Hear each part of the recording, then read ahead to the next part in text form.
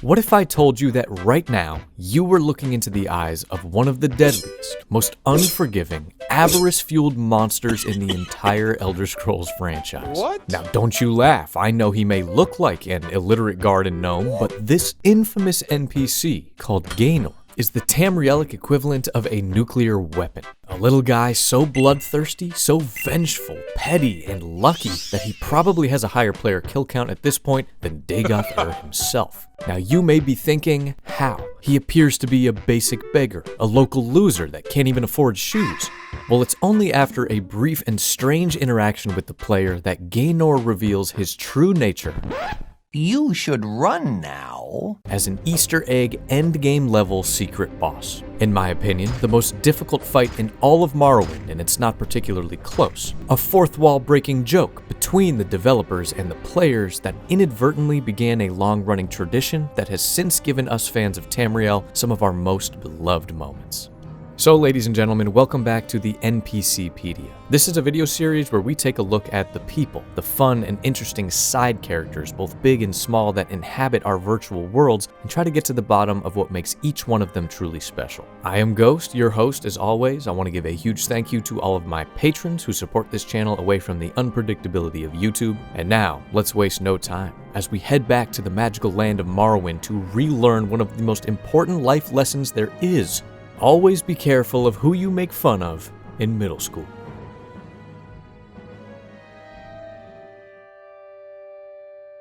Morrowind is, here in the 2020s, often talked about like it's this ancient papyrus scroll of an RPG. A deep, philosophical, and strange relic that, if you can comprehend, will reward you with some forbidden wisdom from an age of gaming long past. And while I guess it's kinda true, I mean it's a great game, allow me to remind all of you guys that Morrowind is not only not that old, it's also full of extremely silly, light-hearted, and straight-up stupid stuff that I have occasionally highlighted on this very channel. And if these two components, these kind of two tones, are both vital to understanding the spirit of this game and truly loving it, as I believe that they are, there is honestly perhaps no greater bridge between them, no greater ambassador for this entire experience overall than this guy right here. So Gaenor is located in a very unique part of the world, the City of Light, the City of Magic, Mournhold. An area that a brand new player is very unlikely to journey to until the late game, as it is the setting of Morrowind's first expansion pack, called Tribunal, and it's very much designed to be experienced after the base game is already completed. But physically, Mournhold is arranged into this kind of wheel with 4 distinct districts. You have the Entry Plaza, the Great Bazaar, the more residential God's Reach, and then to the north, the Mournhold Temple with this grand surrounding courtyard and garden. And it is actually here, in said courtyard, standing meekly on the side of the central path, where we find this killing machine just kinda hanging out in his rags. And I've always thought the placement of this NPC is hilarious, because that temple right behind him, that's the home and central base for Almalexia, one of the single most influential, powerful, and terrifying godlike characters in all of Elder Scrolls lore. And while there's definitely some other NPCs around walking through this area, they're all affiliated with the temple. They have some power or some status. They have expensive robes and jewelry. So Gaenor, he seems woefully out of place. Now, unsurprisingly, when you're progressing through the main content found in Mournhold, you walk through this specific crossroad many times. But I know that in my first full playthrough, I zipped right past this bum multiple times before ever thinking to talk to him. But as they say, curiosity killed the cat. And once the player gets a little curious as to what this strange little guy is doing here of all places and decides to strike up a conversation, you very quickly see that this Mur is a little bit different. Hello there, Dunmer. Before you take another step, allow me to introduce myself. My name is Gaenor, and I'm an entrepreneur of sorts. I was wondering if I could ask a small favor of you. Sure. What's the favor? Glad you asked. As you may have noticed, I'm not looking my best at the moment. I'm a little, shall we say, down on my luck, which is not something I'm used to, let me tell you. At any rate, I'm looking for a little starting capital to get things rolling here in Mournhold. I've recently arrived myself as well, and I thought you might be able to help me out. Think you could part with, say, 50 gold? Man, I think many of us would be dubious at trusting a visibly homeless Mur on the streets claiming that he's an entrepreneur. But at the same time, I mean, if you're this far into a playthrough, 50 gold pieces is straight up chump change. So, you know what? No problem, little fella, you take it. Splendid. I really do appreciate it, and I must say, you're quite the generous soul. In fact, as long as we're talking and getting along so well, do you think maybe you could spot me another 100? I'm quite sure that I can pay you back in just a few days' time. I've always had excellent luck when it comes to these sort of things. So, what do you say? I love how here he uses the word spot. Now, I don't know your personal association with that term, but for me, that's how the most loser-ass dudes at my high school would ask for $1 at the local donut shop at lunchtime back in the day. This is certified bum lingo, and notice again that Gaenor mentions the concept of luck. But you know what? Sure, okay, take another 100 gold. And by the divines, this guy is still not satisfied. Like a piranha getting a whiff of blood, he needs more. Much, much more. Asking now for 1,000 gold, and I do think that this is the point where a majority of players going into this thing blind would probably be like, alright, we had fun, little man, but that's enough. Oh, come on. We've come this far with it. You've already proven yourself to be the generous type. Why not go that extra step and really impress me? It's not like I'm asking you for your firstborn child here. Seriously, think about it for a moment. No, I really mean it. I am speaking the same language, right? I mean, you understand what I'm saying? Well, then why can't you seem to understand that I need this money? Give it to me. Then you hit him with the no, stop asking, and he flies off the rails. No? No? You don't say no to me. No one says no to Gaenor. Oh, don't you think I'll forget about this. I'll remember you, Dark Elf, and I'll get you for it. I promise you that. Okay, Squirt, sure you will. And so ends your conversation, you close the tab, the Nerevarine carries on with his day, leaving this strange little elf in the rearview mirror. But you might be curious, what if you continue to fund Gaenor's mysterious enterprise? What if you give him that 1,000 gold? Well, of course, that's still not enough, and soon he hikes it up to 10,000, and after that, a staggering 1 million gold. And even if your Nerevarine is ballin' that hard and you try to hand him that much money in one lump sum, he says that he doesn't appreciate you mocking him, that no one walks around with $1 million in their pocket and stomps off pissed anyway. There truly is no winning with this guy at all. And the next time you come around the temple after this interaction, I'm gonna admit it's a slightly troubling sight. Gaenor vanishes completely. And I don't know, he did seem pretty confident, and they always say don't judge a book by its cover. And what do you know? Just 2 in-game days later, at the very same spot, you have quite the surprise waiting for you. Gaenor is back, though you might not recognize him as he's dripped head to toe in the Gucci full ebony kit complete with sword and shield, and he approaches you with this malicious glee. Well, well, well. Look who it is, my dear friend, Ghostcharm. Just my luck that you should stumble in here. Indeed, it seems my good fortune knows no bounds. Despite my mistreatment at your hands, I've found riches, been able to influence just about anyone I talk to, and can you believe I've never lost a fight, never even gotten a scratch? Somehow, I don't think I'll have a problem continuing that streak, and I owe you. And without another word shared between you, Gaenor attacks, beginning what is for me, I will say it again, by far the hardest fight in the entire game. Ladies and gentlemen, I am thrilled to share with you all that today's video is sponsored by Raycon. And as difficult as this fight with Gaenor may be, don't you think it would be so much more pleasurable if my Nerevarine was equipped with his Raycon open-ear earbuds? So at the very least, he could listen to some bangers or his favorite podcasts while remaining totally connected to his surroundings as he got whooped on. But in all seriousness, ever since my first collab with Raycon just earlier this year, I have been using their earbuds literally every day while working on these videos for you guys to enjoy. And if you look at the calendar, well, by Azura, Black Friday is right around the corner. That means all Raycon products are up to 30% off site-wide, so this is the sign that you've been waiting for. It's the perfect time to upgrade your audio setup or get an early start on holiday gifting. Just click that link down in the description or go to buyraycon.com/ghostcharmopen to save and support this channel directly. Again, that is buyraycon.com/ghostcharmopen for fat savings. Thank you so much, Raycon, for sponsoring this video. And now, back to the action. Now, before we dig into the absolutely horrible experience of actually fighting this NPC, don't you think that this interaction is, well, a little odd? I mean, it's funny, it's entertaining, it's unpredictable and all those things, but it almost feels like a little bit too specific, like it's referencing something that you don't fully understand.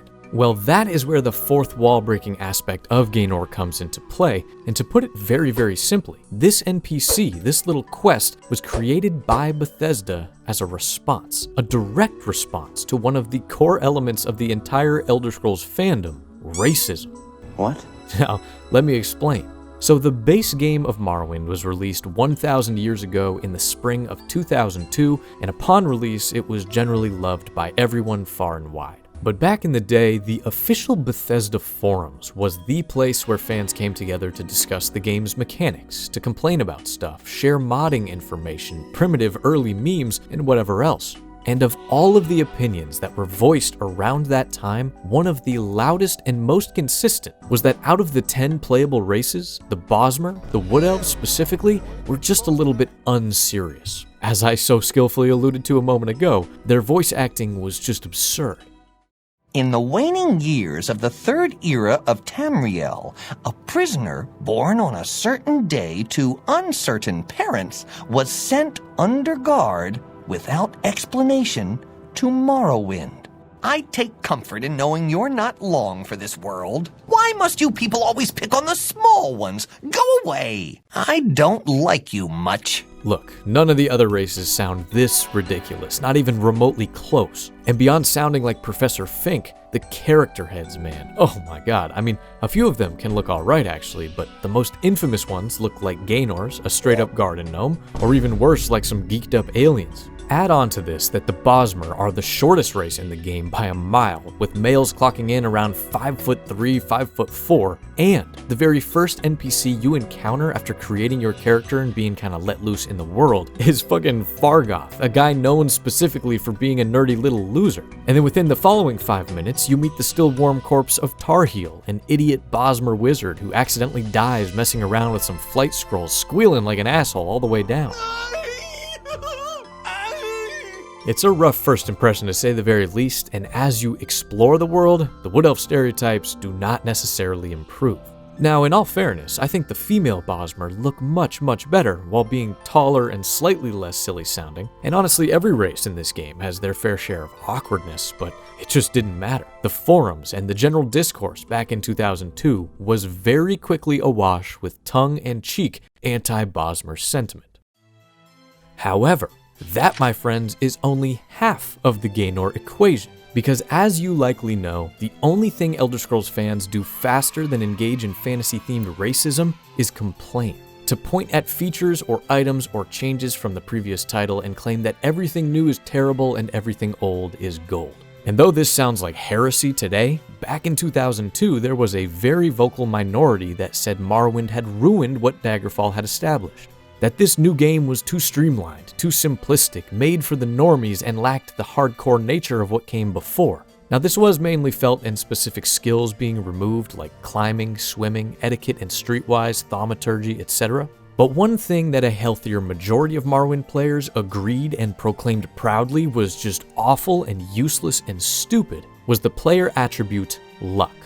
Now, luck officially is stated to affect everything your character does in a small way, but mechanically is the only attribute that doesn't govern the effectiveness of any specific skills. It's also the only attribute that is unaffected by your race, gender, class, and birth sign choices upon character creation, with 40 being the default value and 50 being the highest you can get it if you select it as a favored attribute. And unlike all the other attributes, it can only be raised by 1 point per level if you choose to invest your very precious points into it. Now, for years and years, people misunderstood luck, thinking it was supposed to make your Nerevarine more, well, lucky when it came to loot and quest rewards and money lying around and stuff like that. But that is just straight up not how it works. Luck's value is much more subtle, where seeing its effectiveness is honestly kind of impossible while you are entrenched with a single character. What luck does do is ever so slightly raise your chance of succeeding on the numerous invisible dice rolls that happen all throughout the gameplay. Everything from landing an attack, avoiding an attack, enchanting an item, to successfully casting a spell, everything gets a tiny little boost the higher your luck stat is. More specifically, it adds about half as much of a bonus to one of those rolls as that given skill's primary attribute does, if that makes sense. But back in 2002, the game was brand new. There was no comprehensive wiki or database or YouTube videos about how these mechanics all worked. And so just like the Bosmer, luck was routinely trashed as useless and a joke. And listen, from the very beginning of their existence up to today, for all their faults, Bethesda has always been a company that pays attention to fan discourse, oftentimes even commenting directly on it in their games. Go watch my video on Mayik the Liar. It's Todd Howard's Fursona. And so in the months after Morrowind's release, as the developers planned the game's first expansion, someone on that team, they had a sinister-ass idea.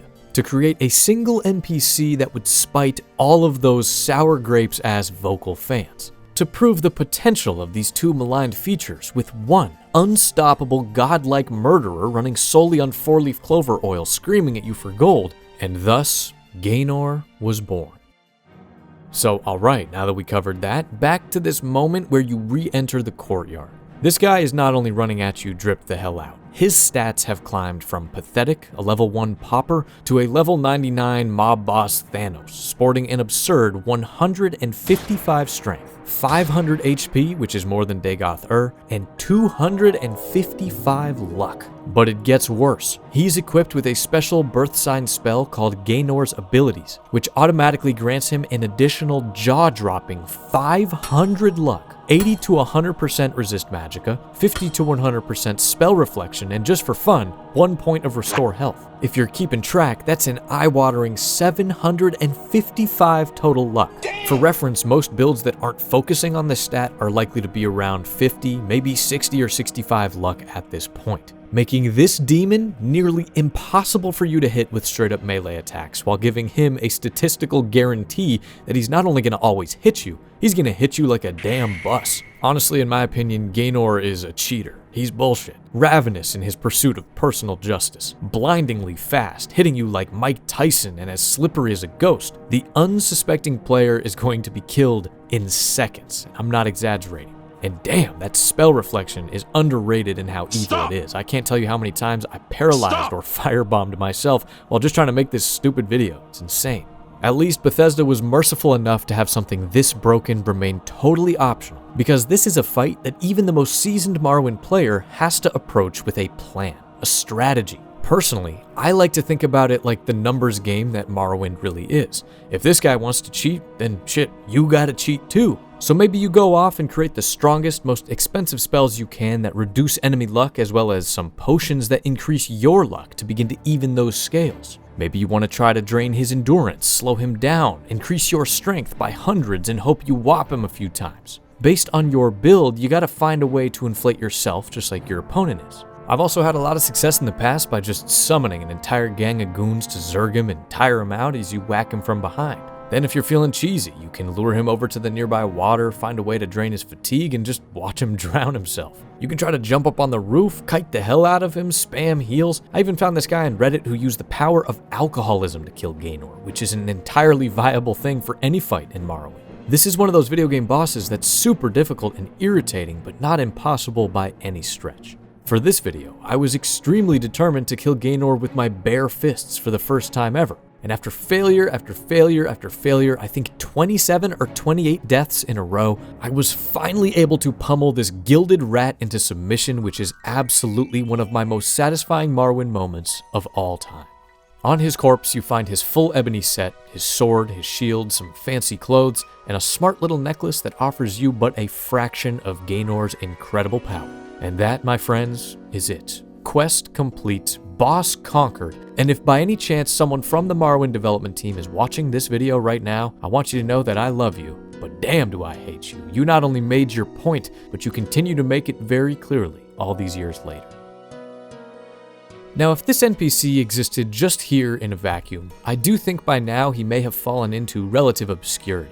But as I mentioned in the opening, this Bosmer, for whatever reason, ended up being a trailblazer, birthing a tradition that followed in Oblivion and Skyrim of having very similar mysterious ebony-clad knights to throw the player a super stiff and very surprising challenge. Oblivion's version is known as Umbra, a female Bosmer warrior that's actually a part of the Daedric quest of Clavicus Vile. She wields a sword of the very same name, which is actually also in Morrowind. And while she isn't like an endgame Gaenor level challenge, it's definitely a rough encounter, especially for lower level players. But I will say, she is very easily cheesed, even by a level 1 player, because people try to get that strong sword, and she's also kind of ruined by Oblivion's shoddy level scaling system, which is too bad, but still an icon. Then in Skyrim, we have what is probably the most widely known and loved of these 3 Black Knights period, the Ebony Warrior. An incredibly powerful Redguard man that appears only once the Dragonborn has achieved the very high level of 80 and asks the player for an honorable duel at the top of the world. Super mysterious, amazing NPC with a crazy cinematic and brutally difficult fight that for many players does act as the final challenge before they can say they've reached 100% completion of Skyrim. And man, I cannot wait to see what version of this archetype we get in the Elder Scrolls 6 10 years from now. Personally, I wouldn't mind one bit if it leaned a little bit more into the humor and otherworldly levels of difficulty that started it all. About 20 minutes ago, I said that Gaenor was kind of the perfect bridge between the 2 tonal strengths of Morrowind, and I just hope that now you can see what I mean. This guy is a true wolf in sheep's clothing. A character that carries a strange, sinister aura and raises tons of questions about who he really is, how he got so lucky, and how the hell you're supposed to finally kill him. But once you uncover the real-world truth of his creation, it's hard not to crack a smile and just kind of love this whole game, its makers, and its community a little bit more. In a way, he's kind of like Frankenstein's monster, stitched together by the fans' own joking negativity and bigotry, activated by some salty developer who wanted to inflict a little bit of misery on us, and oh, how beautifully it all panned out. So the next time you find yourself in the city of Mournhold, just tread carefully. Be mindful of who you give your full attention to. Because here, in the land of Tamriel, even the most pathetic, broke, boob-looking goober could very well be feeling particularly lucky and end up acting as your personal executioner.